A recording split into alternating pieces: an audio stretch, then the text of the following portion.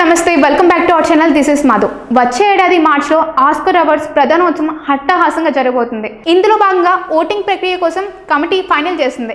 ఇందులో భారతీయ నటులైన కమల్ హాసన్, ఆయుష్మాన్ ఖురానా చోటు దక్కించుకున్నారు. వీరిద్దరూ గ్లోబల్ క్లబ్ లో చోటు దక్కించుకోవడం విశేషం. ఇందులో భాగంగానే వీరిద్దరూ ఆస్కర్ అకాడమీలో ఆహ్వానం లభించింది. ఎంతో మంది హాలీవుడ్ నటులతో పాటు ఆస్కర్ ఓటింగ్ ప్రక్రియలో మన నటులు భాగమయ్యారు.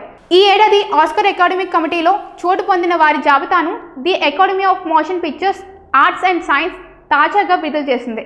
ఇందులో నటులు కమల్ హాసన్, ఆయుష్మాన్ ఖురానాతో పాటు దర్శకురాలు పాయల్ కపాడియా, భారతీయ ఫ్యాషన్ డిజైనర్ మాక్సిమా బసు కూడా ఉన్నారు.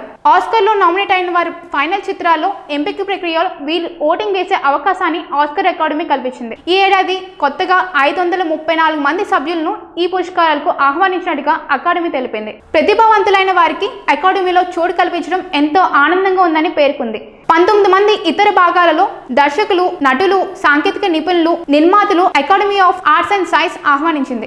ఈ సంవత్సరం చోటు దక్కించుకున్న 534 మందిలో 44% మహిళలే ఉన్నట్టు తెలిపింది. ఇక వచ్చే ఏడాది మార్చి 15న ఆస్కర్ అవార్డ్స్ వేదిక జరగనుంది. ఇందుకోసం జనవరి 12 నుంచి 16 వరకు నామినేషన్ ప్రక్రియ జరగనుంది. పరిశీలించిన తర్వాత తుది జాబితాలో జనవరి 22ని ప్రకటించనున్నారు.